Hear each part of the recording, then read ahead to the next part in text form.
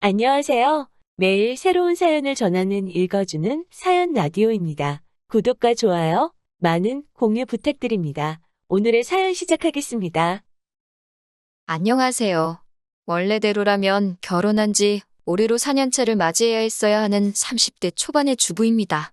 이혼한 이야기가 뭐가 자랑이냐고 사연까지 정리하시겠지만 저는 요즘 전에 없이 잘 지내고 있어요. 혹시나 사연 들으시는 분들 중 저와 같이 이혼을 생각만 하고 계시는 분들께는 너무 어렵게 생각하실 필요 없다는 말씀을 드리고 싶네요. 물론 개인적인 사정이란 게 사람마다 다 다르니 제가 무조건 옳다고 하기는 그렇지만요. 그래도 저는 제가 좋은 결정을 내렸다고 생각합니다. 이혼하면 이렇게 속이 후련하고 편한 거였는데 그동안 뭐가 그렇게 두렵고 무서워서 시간만 끌고 있었는지 허송세월 빈 껍데기로 시간만 날린 것 같아서 그게 참 후회가 되네요. 저와 남편 사이에 아이는 없었습니다. 애초에 제가 직장을 그만두기로 한 건 결혼하자마자 곧바로 아이를 가지고 싶어 했기 때문이에요. 그런데 제가 회사를 그만두자마자 사소한 다툼이 시작돼서 아이가 깼다 직장을 그만뒀는데 결혼 생활 4년 동안 아이를 만들 노력조차 안 하게 되었네요. 아무튼 이렇게 되고 나니 아이가 없는 게 새삼 다행이구나 하는 생각이 듭니다. 결혼은 요즘 대세라는 반반 결혼을 했습니다. 남편이나 저나 당시의 벌이는 비슷한 편이었어요. 그런데 두 사람 다 취직을 한 기간이 얼마 되지 않아서 양가에서 똑같이 지원금 받고 모자란 부분은 대출을 받게 되었습니다. 영끌이나 마찬가지인 대출이었는데 그나마 다행인 건 저나 남편 벌이가 괜찮은 편이라서 대출이자에 대한 부담이 그렇게 많은 편은 아니었어요. 제가 하던 일이 트렌드에 굉장히 영향을 많이 받는 업종이어서 보통 출산 후 다시 일자리를 구하기가 엄청 힘든 편입니다. 그런데 또 그런대로 프리랜서로 일을 할 수 있는 기회가 다른 직종보다는 괜찮은 편이라서 남편과 긴 상의 끝에 회사를 그만두고 프리랜서로 일을 시작해보려고 했어요. 출산과 육아로 생기는 공백이 부담스럽기도 하고 아이가 태어나고 안정적인 가정을 꾸리는 것도 좋지만 저는 제 커리어를 그런 식으로 포기하고 싶지는 않았거든요. 물론 프리랜서가 된다 하면 지금 회사에서 받는 안정적인 수입은 꿈도 꾸지 못할 수도 있는 리스크가 있었습니다. 잘 풀리면 회사에서 버는 돈 그 이상을 벌 수 있지만 반대로 말하자면 일거리가 하나도 들어오지 않는 경우도 있거든요. 그래도 결혼 생활 1년 2년 하는 것도 아니고 아이도 하루 이틀 키우다 말 게 아니기 때문에 제가 하루라도 빨리 프리랜서로 이름을 알리는 게 나중을 봤을 때는 더 도움이 될 거라 생각했어요. 남편도 잘 할 수 있을 거라면서 저를 응원해줬습니다. 이런 어려운 결정을 내리는 데는 당연히 남편이 제게 용기를 북돋아 주었기 때문이 컸어요. 그런데 알고 보니 그런 게 아니었네요. 회사를 그만두면서 그래도 대표님이 저같이 실력 있는 사람을 어디서 또 구하냐며 많이 아쉬워하셨어요. 혹시나 나중에 아이가 태어나고도 복직할 계획이 있으면 연락이나 한 통 달라고까지 해주셨네요. 그냥 해주는 말이었겠지만 제가 그동안 회사에서 최선을 다했다는 이야기처럼 들려서 기분은 좋았습니다. 대표님도 대표님이지만 저도 많이 아쉬웠어요. 대우도 좋았을 뿐더러 이 회사에 들어오려고 정말 엄청 많은 준비를 했었기 때문에 이렇게 그만두게 되는 게 너무 아쉬웠습니다. 그렇게 프리랜서 생활을 시작한 지 한 달이 지났을 때의 일입니다. 그날은 남편은 회사로 출근을 해 있었고 저는 집에서 집안일을 하고 있던 여태까지와 다를 것 없는 평범한 날이었습니다. 그런데 현관문에서 비밀번호 눌리는 소리가 나더라고요. 남편이 퇴근하기에는 살짝 이른 시간이길래 누군가에서 나가보니 시어머니가 인상을 잔뜩 쓰고는 집 안으로 들어오시더라고요. 시어머니가 집 비밀번호를 알고 있을 리가 없는 상황이었으니 남편이 알려줬다는 걸 직감하게 되었어요. 시어머니가 비밀번호까지 눌러서 그런 표정으로 들어오는 걸 보니 잘은 모르겠지만 뭔가 좋은 일이 아니겠구나 하는 생각이 들었습니다.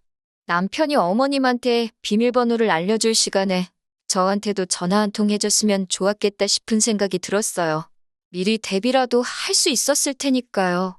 시어머니는 다짜고짜 제가 직장을 그만뒀다고 들었다며 그걸 마치 따지기라도 하듯이 저에게 물어보셨습니다. 이미 한 달이 지난 시점에서 저렇게 나오시는 걸 보니 남편이 시가족들에게는 제가 직장을 그만두게 된 걸 이야기하지 않았나 봐요. 그래서 한참을 진땀을 빼면서 제가 직장을 그만두게 된 이야기를 해명해야만 했습니다. 남편과 합의된 일이다. 정 모하시면 전화를 해보시라고. 하지만 시어머니는 도통 제 말을 믿지 않으시고 끝까지 어떻게 그런 결정을 본인과 상의도 없이 내렸냐며 화를 내고 계셨습니다. 그런 것까지 어머님한테 허락을 받아야 하는지는 몰랐지만 당시에는 사실 어머님과의 불화가 처음 있는 일이었으니 입도 뻥끗 못하고 계속 당하고만 있어야 했어요. 한참을 시어머니에게 시달리고 있는 와중에 문이 열리는 소리가 나더라고요. 남편이 퇴근해서 돌아온 거예요. 정말 그제서야 이 시달림이 끝이 나겠구나 싶었고 구세주가 등장한 것만 같았습니다. 남편이 저 대신 어머님을 이해시켜주는 것까지도 바란 게 아니었습니다. 더 혼나도 상관이 없으니 단지 제가 직장을 그만두기로 한 과정을 정확히 말씀드리고 그 자리에서 제 편을 들어줬으면 싶었어요. 그리고 그렇게 해줄 거라 당연히 믿었고요. 하지만 제 기대가 무색하게 남편은 막상 화가 머리끝까지 잔뜩 나 있는 어머님 앞에 그동안 보여줬던 거와는 다른 모습을 보여주더군요. 제가 어떤 결정을 내리던 응원해주겠다던 남편이 시어머니가 대노한 모습에 자기가 언제 그랬냐는 듯 마치 회사를 그만두고 나온 건 전적으로 저희 독단이고 잘못이라고 말을 바꾸더라고요. 아무리 어머니가 무서워도 그렇지 어떻게 저렇게 했던 말을 안 한 척을 할 수 있지 싶었습니다. 그때 처음으로 제가 이 남자와 결혼하게 된 것을 후회하게 되었어요. 그리고 그때 끝내버리지 않고 지금까지 질질 끌고 왔는지 싶은 마음입니다. 어머님이 저렇게 화내는 이유는 결론부터 말씀드리자면 우리 아들이 혼자서 뼈 빠지게 벌어 대출금 갚고 생활비를 주는데 제가 집에서 놀고 먹고 있는 꼴을 못 보겠다는 겁니다. 제가 프리랜서로 재택근무 형식으로 일을 할 계획이다 했더니 돈을 얼마나 벌었냐고 물으십니다. 그 말에는 할 말이 없더라고요. 사실 한 달 동안 일거리가 하나도 들어오지 않아서 수입이 전혀 없었거든요. 하지만 막말로 제가 무슨 남의 애를 낳아서 남편 돈으로 키우겠다는 것도 아닌데 내가 번 돈 네가 번 돈 이야기가 왜 나오는지 이해가 가질 않았어요. 그리고 저도 영영 돈을 안 버는 것도 아닌데 당장 돈 못 벌었다고 너무 그렇게 저만 가지고 그러시는지 이해가 가질 않았어요. 그런데 계속 하는 말을 들어보니 어머님의 본심이 나오더군요.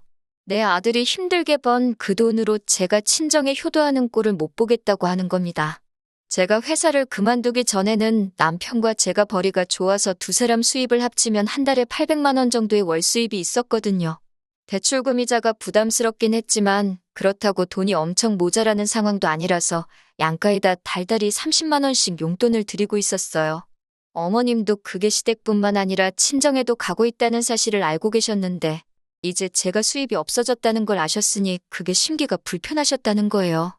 안 그래도 제가 직장을 그만두면서 수입이 많이 줄게 되었으니 드리기로 한 용돈은 제가 자리 잡을 때까지 못 드리지 않을까 싶어 그만 드리기로 했었는데 남편이 그래도 드리던 게 있는데 어떻게 한순간에 끊냐면서 제가 수입이 생기기 시작하면 무슨 문제가 되겠냐며 남편 고집 때문에 저희도 없는 형편에 계속 보내고 있던 거였거든요.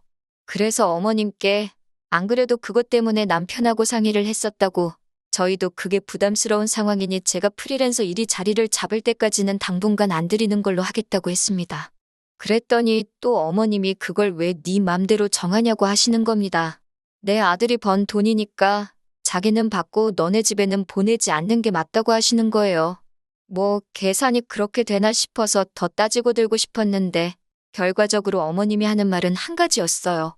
내 아들이 번 돈을 친정에 빼돌리지 말라는 말이셨죠. 그러니까 달달이 드리던 용돈만이 아니고 예를 들면 명절 때나 어버이날 때 친정부모님 생신과 같이 뭔가를 해드리는 그런 날들은 앞으로 챙기지 말라고 하시는 거였습니다. 이게 다 앞으로 자녀 계획 때문에 그런 거다.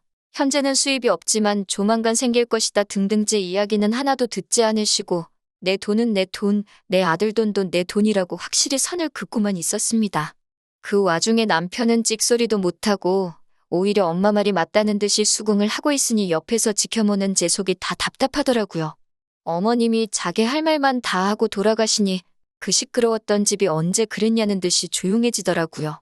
저는 그때까지도 남편이 어머님 말씀에 맞장구 쳐주고 하던 게 다 어머님 기분 맞춰주면서 상황을 유연하게 해결시키려 한 거라 굳게 믿었는데 그게 아니더라고요.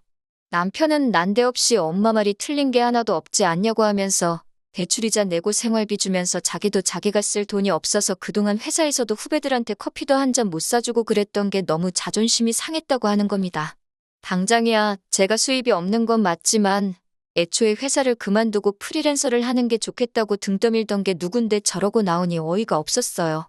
같이 결정한 걸 가지고 왜 내 탓만 하냐고 했더니 누군 한 달 동안 수입이 없을 줄 알았냐고 하면서 그게 다 제 능력이 부족해서 그런다는 겁니다. 결국 이제부터는 네 돈, 내 돈 따로 관리하자고 하더니 생활비도 필요한 이유를 적어서 자기한테 다서 쓰라고까지 하더군요. 솔직히 그때 이혼까지 생각하기도 했습니다. 그런데 한편으로는 결혼한 지 3개월 만에 이혼하는 부부가 세상에 어디 있나 싶기도 하고 괜히 주변으로부터 손가락질을 받지는 않을지 친정 부모님이 주변 사람들한테 면목이 서지 않지는 않을지 정말 너무 여러 가지가 다 걱정이 되었습니다. 그래도 그때 적어도 일을 그만둔 한 달 사이에 아이가 생기지 않은 게 천만다행이라는 생각을 했습니다. 다음 날이 되어서 저는 제가 다니던 직장을 찾아갔습니다. 차라리 애를 안 낳고 살면 살았지 저런 취급을 받으면서 살고 싶지는 않았거든요. 회사 대표님은 저를 반겨주면서도 조금만 더 일찍 오지 그랬냐면서 난색을 표했습니다. 회사에서는 이미 벌써 제 빈자리를 채우기 위해 인력 중원을 해놓은 상태였고 그걸 저 때문에 물을 수 없는 상황이다 보니 저를 다시 복직시킬 만한 여력이 없었던 거예요. 제가 제 발로 사표를 내고 나갔는데 누구를 탓하겠어요? 그렇게 그냥 아무런 소득 없이 집에 돌아오게 되었네요. 남편은 퇴근하고 오더니 그렇게 큰 소리를 치더니 복직은 어떻게 된 거냐며 빈정대듯이 물어보더군요. 잘 안 됐다고 하니 그럴 줄 알았다면서 왜 멀쩡히 다니는 회사는 그만둬가지고 이 사단을 만드냐고 계속 제 속을 긁기 시작했습니다. 정말 너무 분하고 화가 나는 와중에 남편이 심호와 작당을 하고 그날부터 저에게 왜 그렇게 했는지 그 이유를 알게 되었네요. 남편이 아버님 건강검진을 다녀와야 하니 저보고 모시고 다녀오라고 하는 거예요. 어머님도 계시고 시동생도 있는데 제가 그걸 왜 가야 하느냐 따지니 생활비를 받으려면 제가 그에 합당한 일을 해야 한다네요. 세상에 제 편만 들어줄 거라 생각했던 남편 입에서 그런 소리가 나오니 정말 어이가 없었습니다. 대놓고 저보고 식모살이를 하라고 하는 거잖아요. 화가 머리끝까지 나서 한 번만 더 나를 식모 취급을 했다간 그땐 이혼해버리겠다고 했습니다. 그리고 그깟 대출이자와 생활비는 내가 가져다 줄 테니 이딴 거 한 번이라도 더 나한테 시켰다간 어떻게 되는지 한번 보자고 했어요. 남편도 결혼하자마자 이혼하는 건 좀 아니라고 생각했는지 그때부터는 아무 말도 없었습니다. 그리고 그날부터 저는 낭만 잔뜩 남아서 복직은 못했지만 어떻게든 일거리를 받아와서 두 모자들 입도 뻥끗 못하게 만들어버려야겠다는 생각뿐이었습니다. 하늘도 이런 저를 도운 건지 저는 전 직장의 대표님으로부터 연락을 받게 되었어요. 복직 이야기는 아니었지만 회사에 들어오는 일거리 중에 단가가 안 맞는 일들은 저한테 소개를 시켜주고 싶으시다는 거였습니다. 물론 대표님도 그 과정에서 중개료식으로 돈을 얼마 떼가긴 하는 거였고요. 대표님 입장에서는 단가가 낮지만 잠재 고객일 수 있는 사람을 잡을 수 있어서 좋고 제가 어떤 사람인 줄 알고 있는데 그렇게 저를 보내고 나서부터 한동안 마음에 걸려하셨다는 거예요. 처음 받은 일은 정말 얼마 되지도 않는 일이었는데 어차피 대출이자만 반반씩 내기만 하면 되는 거니 뭐가 됐든 해보기로 했어요. 뭘 하든 남편이나 시모 계획대로 시가족 뒷바라지를 하면서 돈을 다 쓰는 것보다는 나을 거라 생각했거든요. 아무튼 그렇게 점점 프리랜서 활동이 자리를 잡기 시작했고 벌이도 늘어나게 되었습니다. 대표님이 일가물은 물어다 주던 것 외에도 활동하면서 입소문을 타게 되니까 알아서 일거리도 들어오기 시작했고요. 그리고 그때부터는 일 때문에 밤 늦게까지 작업을 해야 하는 일도 있었기 때문에 남편과 갑방 생활을 하게 되었습니다. 그러다 보니 2년 전부터는 이제 더 이상 대표님의 도움 없이도 일거리가 차고 넘쳐나는 정도로 성장하게 되었고 벌이도 회사를 다닐 때와는 비교도 안 되는 많은 돈을 벌게 되었습니다. 제가 돈을 벌어오니 남편도 더 이상 저한테 아무 말도 못하더군요. 일부러 보란듯이 제가 번 돈으로 친정부모님 차도 새 거로 한 대 뽑아드리고 일부러 친정집으로 택배 보내도 될 거 저희 집으로 받아서 남편 보여준 뒤에 친정으로 다시 보내고 했습니다. 제 일이 바빠지면서 집안일도 딱 제가 필요한 것만 하고 남편이 해야 할 건 남편이 알아서 하게 냅뒀어요. 대외적인 자리에서는 사이좋은 부부인 척 연기를 했지만 사실 룸메이트나 다름없었습니다. 그리고 얼마 전이었습니다. 식모로 부리려던 제가 돈을 잘 벌게 되니 식모로 쓸 바에야 이젠 제 돈을 쓰는 게 낫다는 생각을 했나 봐요. 집에서 일하고 있는데 또 비밀번호 눌리는 소리가 나더니 시어머니가 들어오더라고요. 그렇게 비밀번호를 바꿔봐야 소용이 없는 게 바꿔봐야 남편이 다 알려져 버렸으니 이제는 그냥 그러려니 하고 있습니다. 시어머니가 들어오자마자 잠깐 이쪽으로 와보라고 하더라고요. 저는 지금 일을 하고 있는 중이라 시간을 못 내드린다고 했습니다. 평소 같으면 얼마나 대단한 일 하길래 어른이 부르는데도 본체만치 하냐며 빈정대실 분이었는데 별 대꾸도 없으시고 거실 소파에 앉아서 가만히 계시더라고요. 왜 저러나 싶었는데 또 조용히 기다리고 있으니 사실 일이 다 마무리된 상황이었는데도 바쁜 척하면서 시간만 보냈습니다. 자꾸 소파와 제 방을 왔다 갔다 하시며 똥 마려운 강아지 마냥 제 눈치를 보고 계시는데 이 정도면 충분하다 싶어서 밖으로 나와 무슨 일이냐고 물어봤어요. 그랬더니 시모가 하는 말이 얼마 후에 신우가 시집을 가게 되는데 신우 결혼 상대가 의사랍니다. 그런데 시모가 우리 의사 사위한테 병원을 차려줄 돈은 없고 아무리 못해도 집이라도 한 채 해가는 게 맞는 것 같지 싶은데 돈이 모자란다고 하는 거예요. 그러니 결국은 신우가 살 신혼집 해주는데 제 돈을 좀 써도 되냐 물어보러 온 거였지요.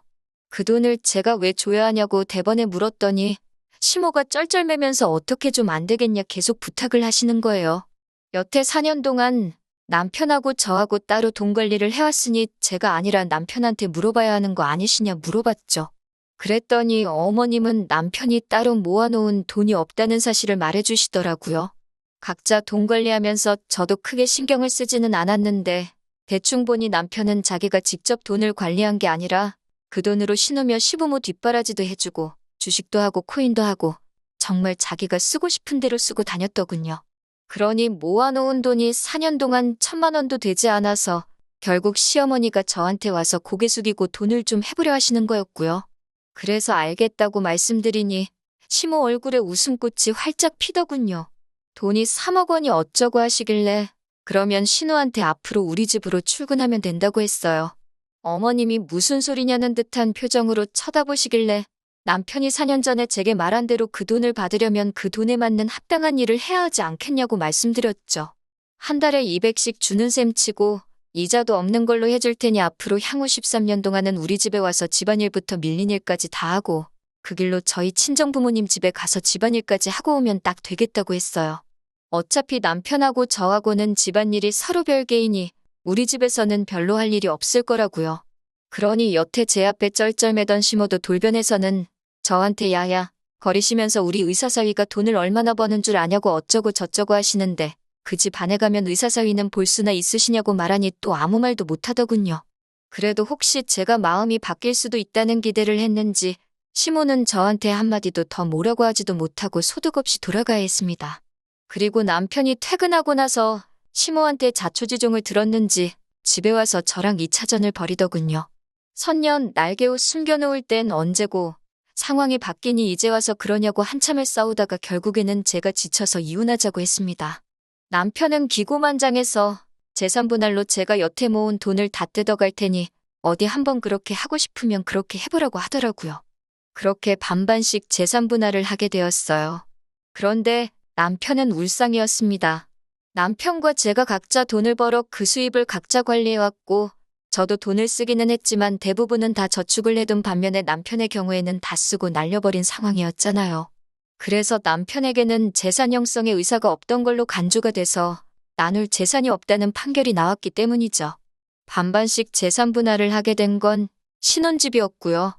어차피 남편하고 지내던 그 집구석 정이란 게 하나도 들지 않았기 때문에 집은 너하고 돈이나 제때 보내달라고 했습니다. 그렇게 시댁은 또 난리가 난 거죠. 신우 시집 보낸다고 집을 해가려고 했는데 돈을 어디서 구하기는커녕 재산 분할하면서 저한테 내줘야 할 돈만 더 늘어난 겁니다.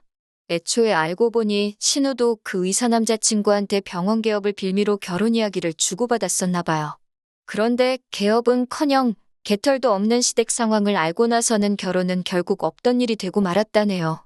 진작에 이혼했어야 했는데 남의 시선을 너무 의식했나 봐요.